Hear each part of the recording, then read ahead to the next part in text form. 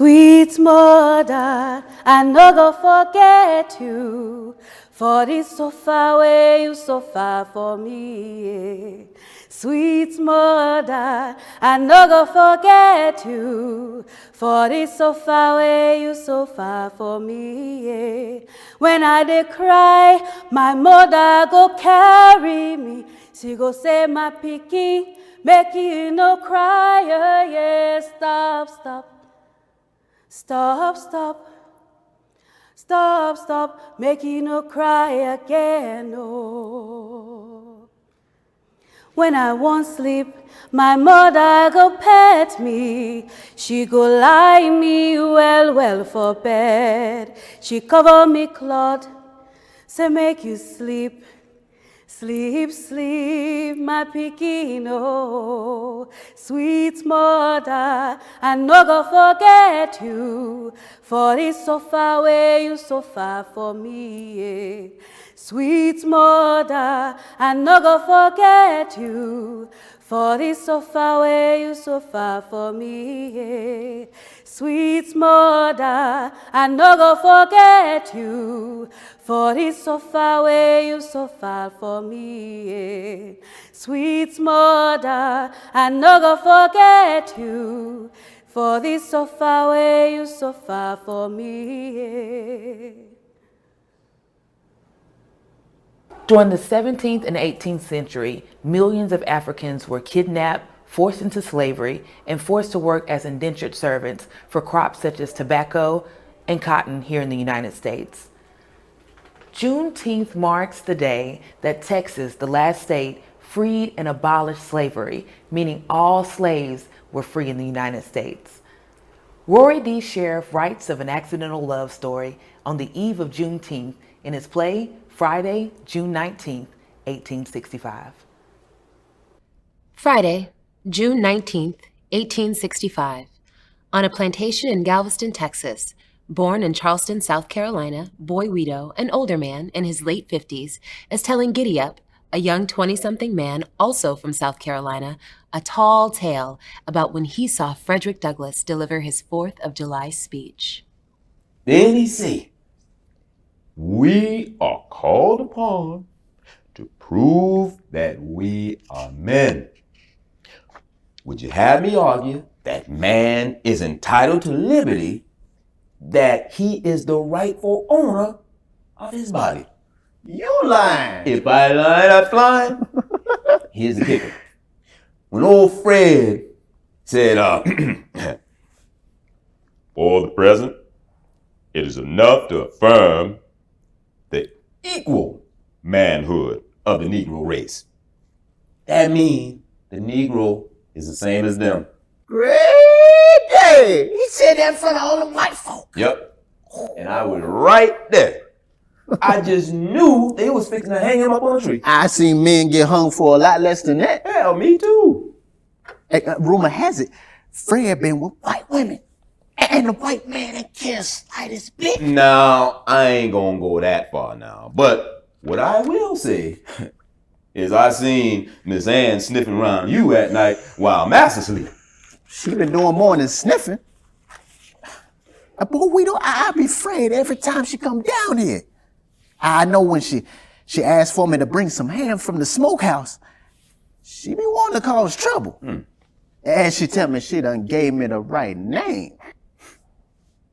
There ain't no way for a man to live. And she be watching me when boss want to use me as a buck for the new winches. Oh, I'm so glad them days over for me. And how did you deal with it? I just asked God for forgiveness for them. I just, asked God for forgive them, for they know not what they do. And I asked God to send a plague for their whole family because they know what they do. I guess I can understand that. It's like the good Lord don't care much for the Negro. Maybe we're praying to the wrong God. I'm just saying, if I'm lying, I'm flying. That's all I'm saying. Off in the distance, the slave master lets out a loud yelp. Akuba comes running by Boy Wedo and Giddy-Up. Oh, look, Boy Wedo, there she go. That who? The girl I've been telling you about, the new girl. Oh, when God answers prayers, he answers prayers. Oh, look, don't get yourself all worked up now. She, pretty gal like that will be in the big house.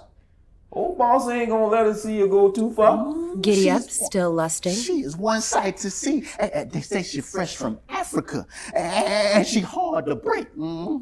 That be my kind of woman. Oh, I finna make her my wife. You just watch and see. Well, if you gonna make her anything, you need to do it fast.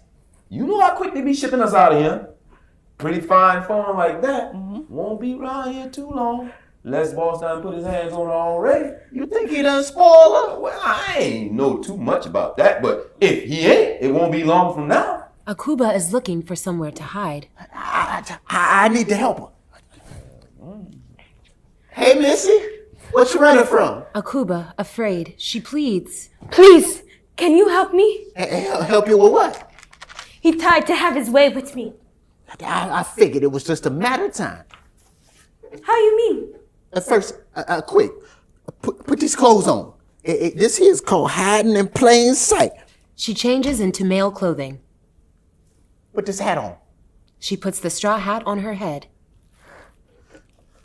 Are you sure this will work? We do it all the time around here. Long as you dress like one of the men or what they call bucks, he ain't gonna pay too much mind to you. You ain't gonna have much time before he start coming in the middle of the night looking for somebody to sleep with. She looks to the sky and dreams. If only I could take one of those boats. I'll sail home. Home? Yes. Home. Now, I reckon we all want to go home. The ancestors will rescue us. I believe it. Are the ancestors anything like Jesus? What is that? I ain't even gonna touch that. You know, I like the sound of ancestors rescuing us. Oh, wait. Shh. Start working. We're gonna pick the cotton like this. The slave master passes on horse, looking for Akuba. He stops and looks at them. Howdy, boss. No, sir. I ain't seen no winch running around this way. We've been out here in this field for sunrise, and ain't no winch come around here. But I'll be sure to let you know, boss, if any winch come around in this way. Yes, sir. He rides off. How long do you do this? We mostly do it from sun up to sundown. My fingers are bleeding. Yeah? Picking cotton ain't no easy thing. Here, let me see that hand. He cleans her fingers off. You just put your life on the line for me. Yeah? Nah, I do it many times over. Why would you do that? Why would I not? I can tell there's something special about you. You are far too kind. He reaches out his hand to introduce himself. The name is Giddy Up. Giddy up. Yes, ma'am. I break horses for the boss and his friends when I ain't out here in these fields. Now, I'm sure boss or Miss Andon gave you a name. They expect me to answer to Bessie? And what would you like to answer to? What would you like to answer to? My birth name. And that is? Akuba. Say that one more time. Akuba. Akuba. Ooh, I love the sound of that. What's it mean? Born on Wednesday. Born on Wednesday.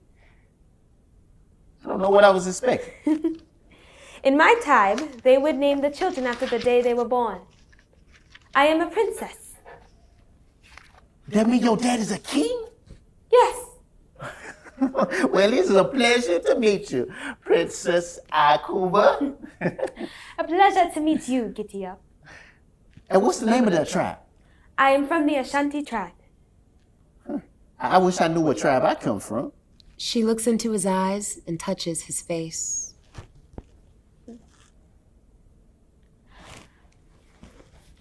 I would definitely say Bantu. Bantu? I ain't never heard of no Bantu tribe. But they sound real tough. Were they warriors? Some of them were. We did a lot of trading with the Bantu. They are kind people. Hunters, but mostly fishers. And that explains why I love me some fish. No matter what kind of fish, I's gonna eat it. She laughs. You are funny, Gideon. And that's why I be kind on folks. They say the way to a woman's heart is to make her smile. Now, I don't know if that really worked for a princess. You're not doing too bad. No, I wish I knew what day I was born, Why do you wish that? so I could have a tribal name like yours. Well, since our friendship was born today, your name will be Kofi. Coffee? No, silly. Kofi. Kofi. There. You got it. Well, It means born on Friday. it sounds strong. Most men who are named Kofi are leaders and great warriors. Well, that suit me just fine.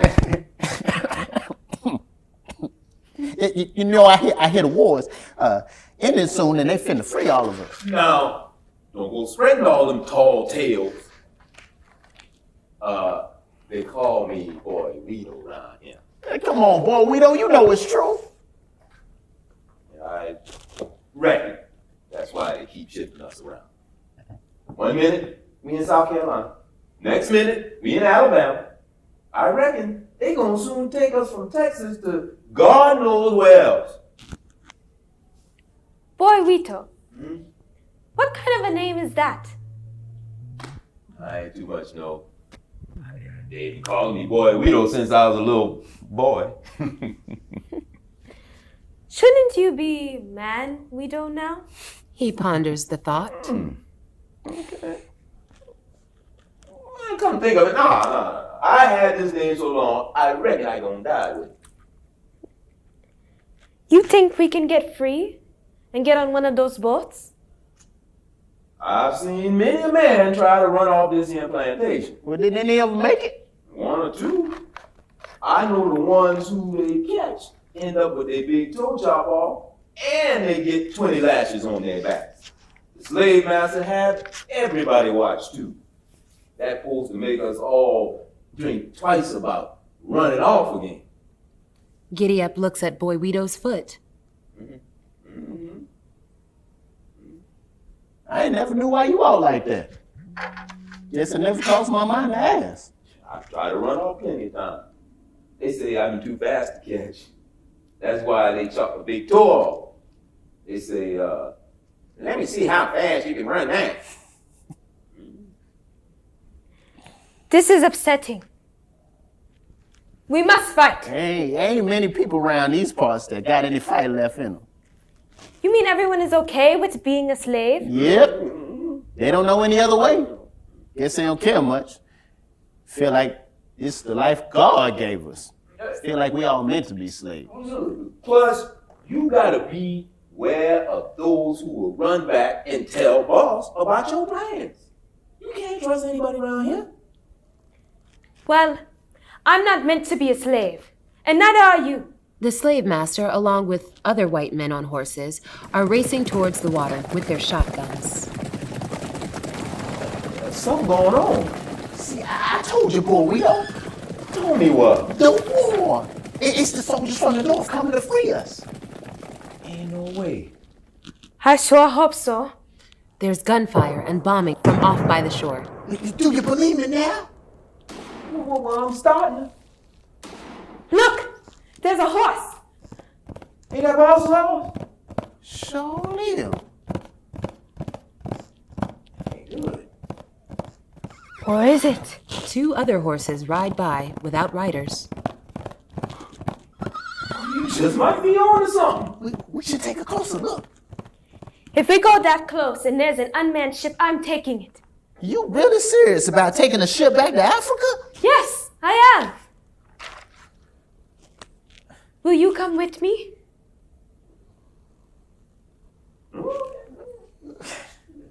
Do you know much about sailing ships? Yes. My father and uncles built them for the colonizers before they betrayed us. And you know how to get us back to your home? Yes. The sky is our map. Oh, I heard that's how Harriet Tubman used to travel the Underground Railroad. The sun rises in the east and sets in the west. I can also read the stars. Will you come with us? Will you come with us, boy Guido? You would be welcome and honored as the wise elder that you are. And as you should be. Boy Guido takes it all in.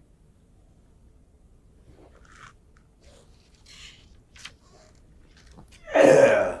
I like the feeling of being respected. Boy Guido, you finna be royalty. Like you think you be royalty too. Let's go! The trio find an empty ship, and Akuba begins to navigate towards Africa. The end.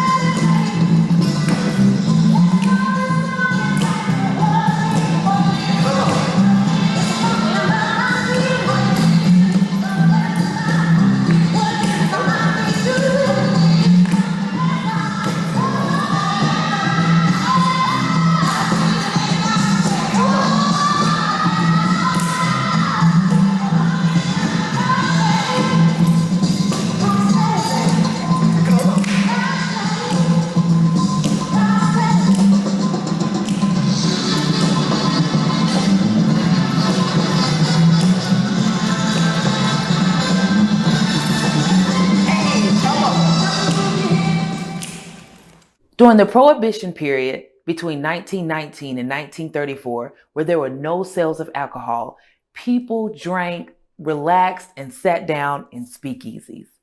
Now, there were no outlets back then for African Americans to express their pain, to express their hurts, to express their frustration of living Black while being in America. In Rory D. Sheriff's Speakeasy, he writes of Virginia, a Black woman who owns a speakeasy in 1978, who deals with the struggles of being Black, but also being an owner of a speakeasy and struggling with self-worth. Some things are too good to be true, especially when you don't know you're worth it. Here's Speakeasy by Rory D. Sheriff. Act 2, Scene 1. The year was 1978. Horace bailed Virginia out of jail. The pair walks into Virginia's house.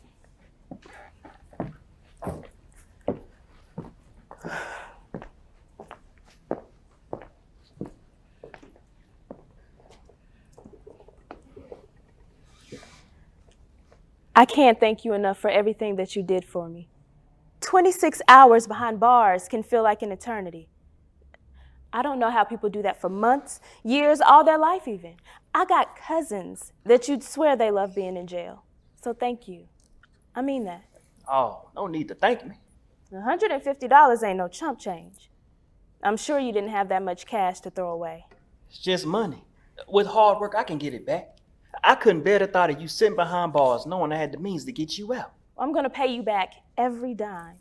If you feel that's what you want to do, I understand. But I want you to know I ain't asking for it back. Virginia turns the TV on. She realizes the cable is turned off. Damn. Why am I not surprised? What's wrong?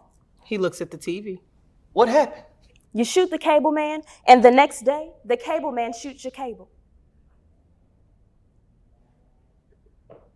No disrespect. I mean, I'm grateful for everything that you've done for me, but I never met a man who give a woman $150 without wanting something in return. She turns the knob on the TV, attempting to find a station. The channels are all fuzzy, with static. It's fair enough. Sort of puts me in a bind. How so? If I confess that I got a thing for you, Even though I'm willing to do anything and everything it takes to win your heart, bailing you out makes it seem like I still want something in return. I say it too much. I'm not used to a man saying how he feel. I don't know what to say. Well, as long as you ain't saying get the hell out of my house right now, it's a good start. Let me take a look at it. I have an old antenna. She walks to a drawer and grabs the antenna, tries to connect it. Here, let me try, if you don't mind. Not at all. I don't know what I'm doing. Horace begins to try and hook up the antenna. Marge knocks on the door. Virginia walks to answer it. Before she gets to the door, Marge lets herself in. Ooh, girl, I'm so glad you home. Me too. I didn't know how long I was going to be in there. Hey, Horse. Hey, Mom. Thank you for helping out my sister. Oh, it really was no big deal. She looks at Horace fixing the TV. Percy turned the cable off that fast? Trifling son of a gun. I tried to kill his... Let's just thank God that you only shot the man and that he lived, or else you wouldn't have a horse in here fixing your TV. He's really nice. Almost too good to be true. Now see, that's the kind of thinking that can block your blessing. You hear me? I hear you. Good. So what you gonna do now? About what? Speak easy. I'm back to square one. I guess I got to keep the speakeasy open for now. It seems like every step forward, I take two backwards. Well, I'm here for you. I'm gonna help you save this house, okay? I love you, Marge. Well, you are my little sister, and I love you too. All done. You got 3, almost 4 stations. Well, let me go and find my Preston. He's gonna have lima beans and neck bones today. He's eating real good these days. He sure is. See you tomorrow. Bye, Horse. Bye, Marge. Catch you later. Marge exits. Virginia looks at Horse with gratitude. You are heaven sent. Well, if I'm heaven sent, that means you must be heaven. Because heaven must be like this. It must be like this. Oh, heaven must be like this. It must be like this.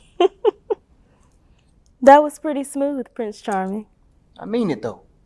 I have a feeling underneath that tough skin is a kind, loving queen. Well, I haven't seen that girl since I don't know when.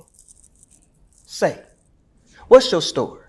Now, I heard a few things from Don Do, but I want to hear from you. My story? Yes, your story. Well, what do you want to know? I want to know you. I want to know the part of you that ain't been heard in a long time or maybe never heard at all.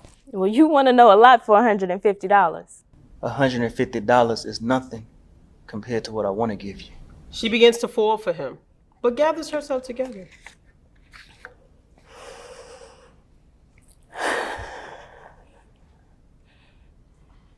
I'm recently separated. Have a son who's staying at my in-laws' house. This is my parents' house, which the city is about to take from me due to years of back taxes.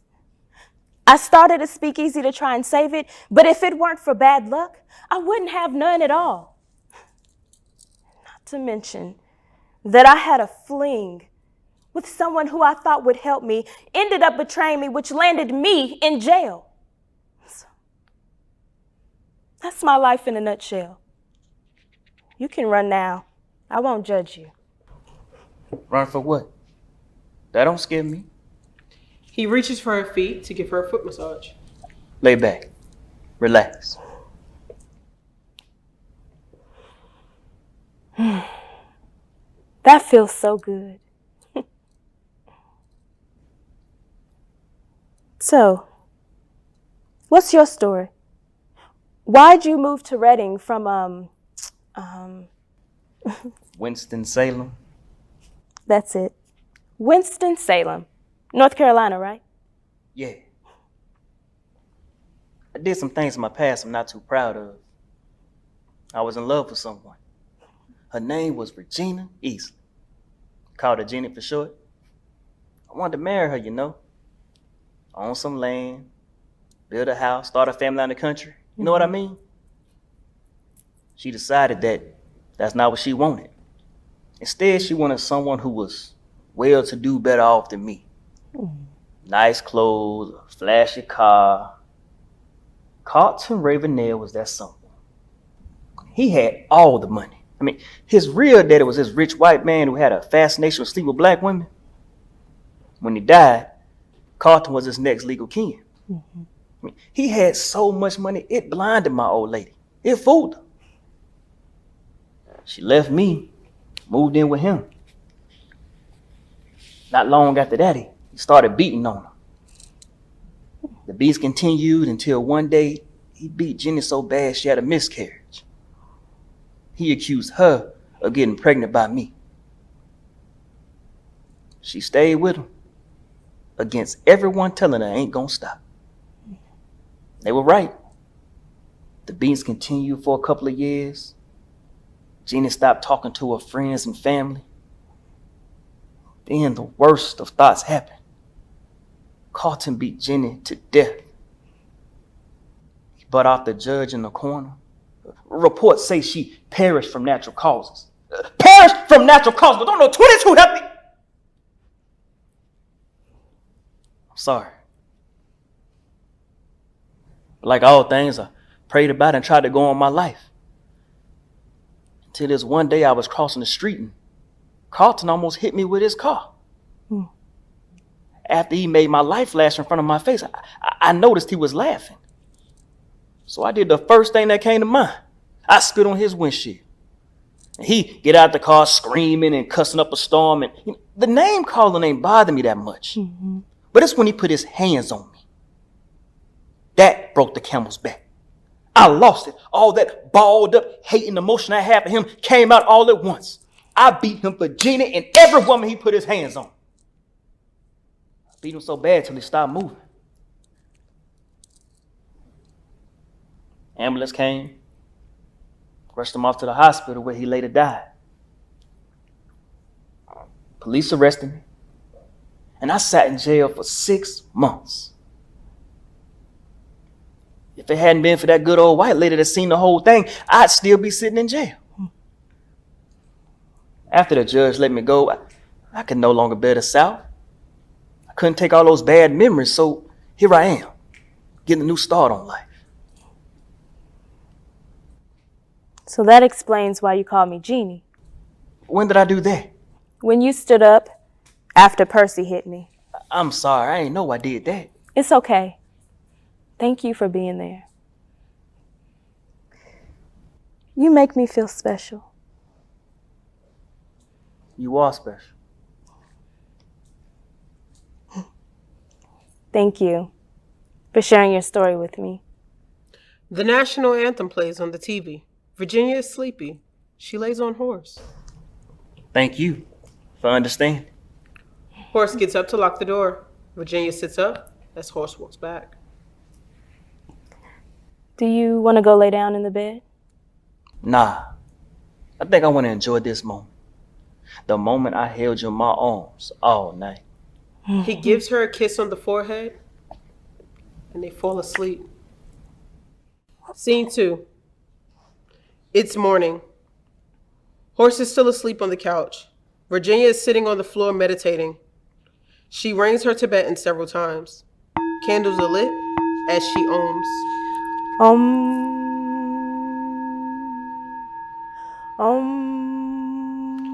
She continues to chant.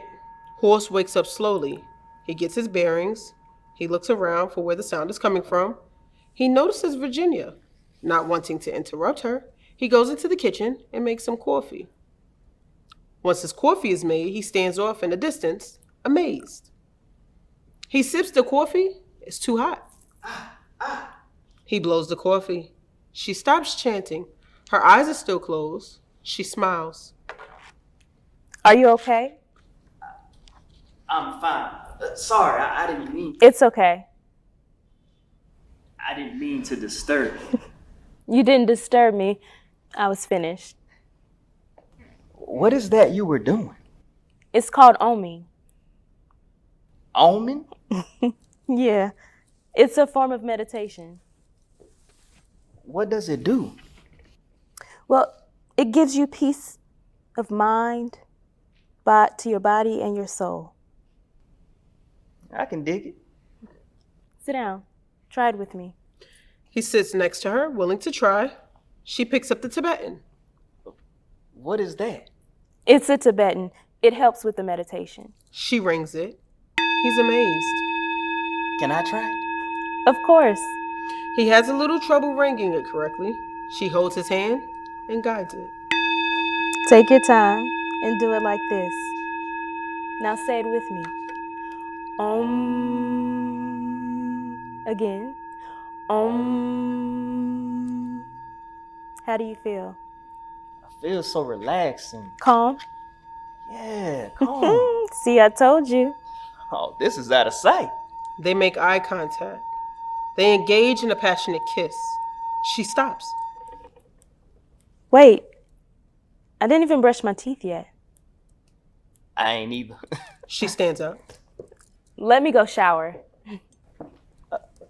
Do you mind if I cook your breakfast? She is stunned that a man wants to cook for her. A man's never cooked for me before. Well, today will be your very first time. She walks rapidly upstairs to shower. He looks at her with excitement as she exits.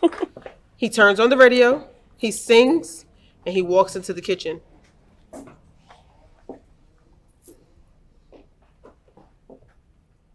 Marge knocks loudly on the door. Virginia comes out in a sexy nightgown and slippers. She turns the music off. She answers the door. Hold on! Hold on! Who is it? It's me. Girl, I thought you were the police or something. I thought something happened to you. That door ain't never locked. Horse locked it last night. Horse. Ooh, you nasty little heifer. Give me 5. Nothing happened. Nothing happened, huh? Mm-mm. Then why are you cooking him breakfast? Well, I ain't the one cooking breakfast.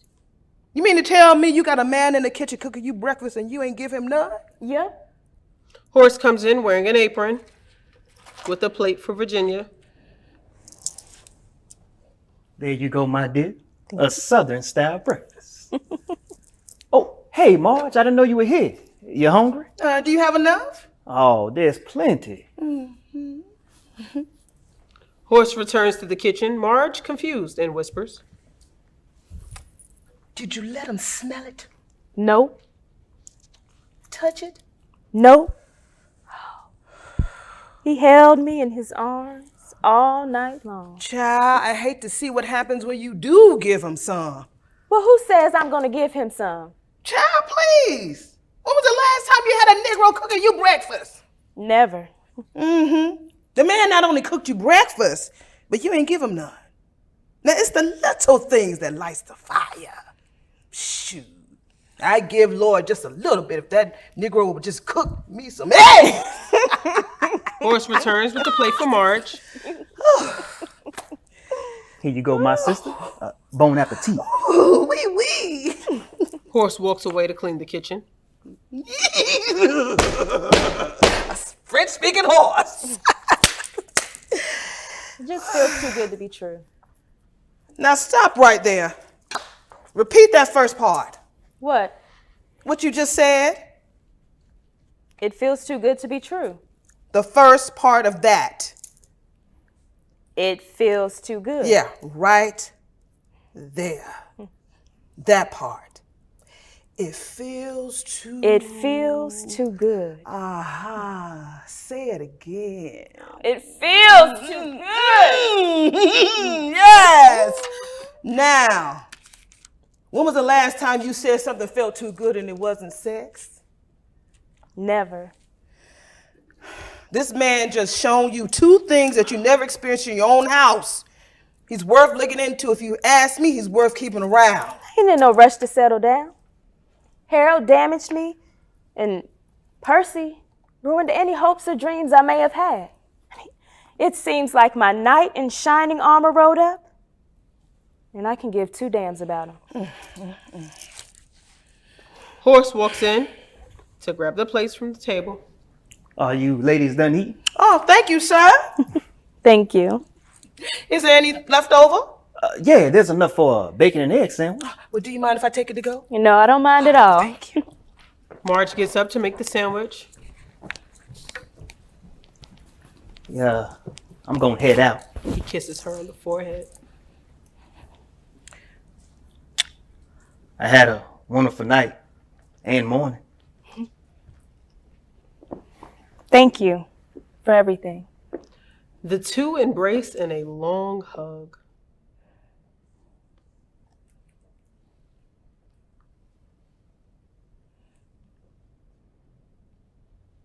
Horse leaves.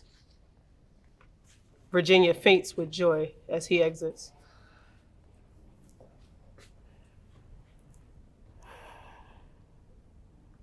End of play.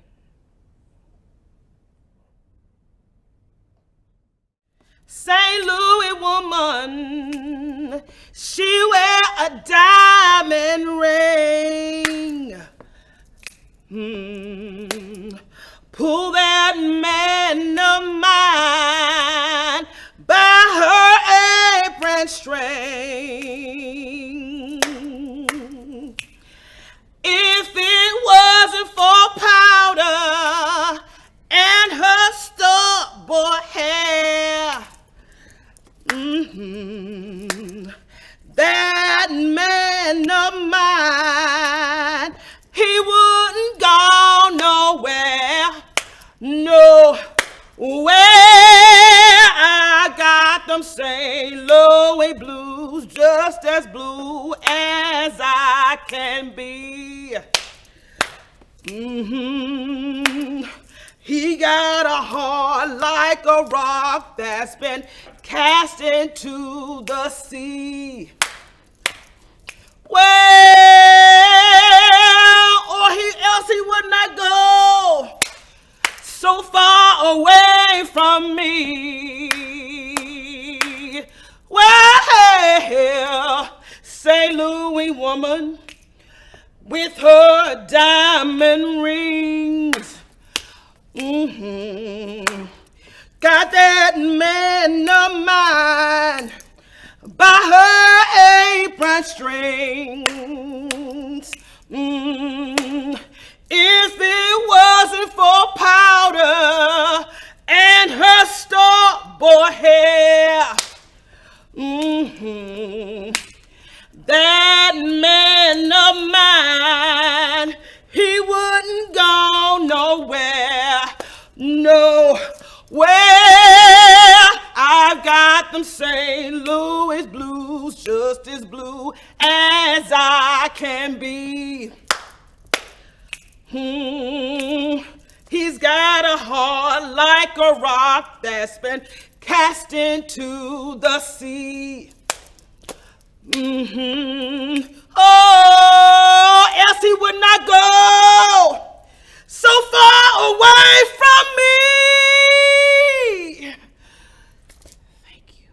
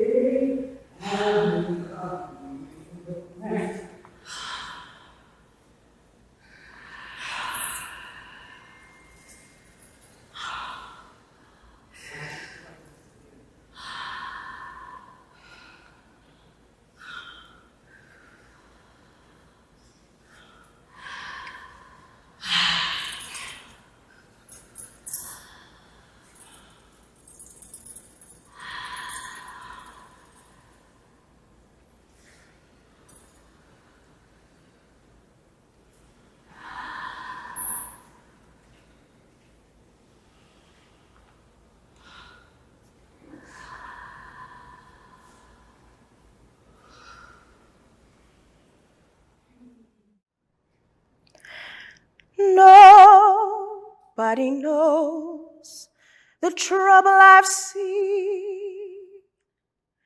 Nobody knows my sorrow. Nobody knows the trouble I've seen.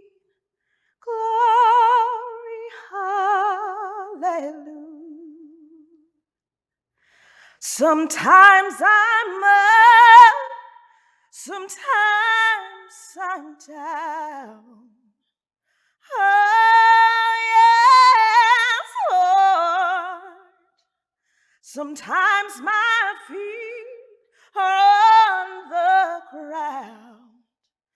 Oh, yes, Lord. But nobody knows the trouble I've seen, and nobody knows my sorrow. Nobody knows the trouble I've seen. Glory, hallelujah. If you get there before I do, oh, yes, Lord, tell my friends I'm coming too. Oh, yes, Lord. Still nobody knows the trouble I've seen, and nobody knows my sorrow. Nobody knows the trouble I have seen. Glory, hallelujah.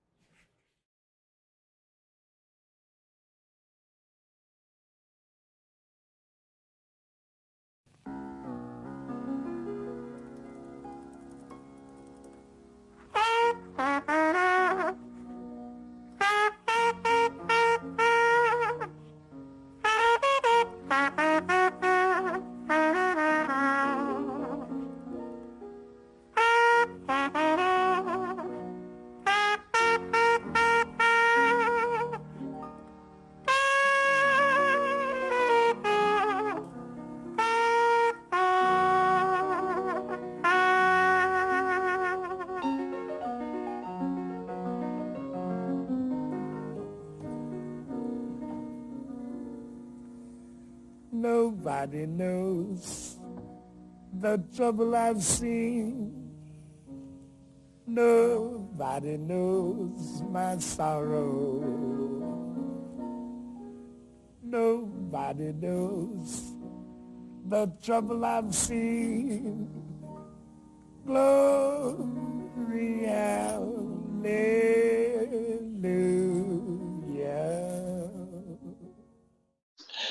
Hey, thank you everyone for tuning in to watching our stage play, our stage readings, and our experiment in exploring of the Black experience beyond Juneteenth. My name is Rory Sheriff. I am the writer and director of the stage readings that you just saw. It was an honor and a privilege to present my new works with you guys and share that with you before we move on and produce it on bigger stages. You guys are the first to see this works in its infant stages. So it was really great. It was awesome casting folks and gathering actors together and rehearsing and sharing my vision for these stories. It was really, really great. And it's an honor once again to share it with you via stream. So I hope you enjoyed it. And if you have any questions, please reach out to me at any and all social medias at Brand New Sheriff. Also on Facebook at Brand New Sheriff. And if you want to message me on Facebook, it's Rory Sheriff. That's my name. And I'm on every social media. Thank you guys, and I hope to hear from you soon. And continue to support the arts. We need you guys, especially after such the last year and a half, a crazy last year and a half. Thank you guys, and appreciate it. God bless.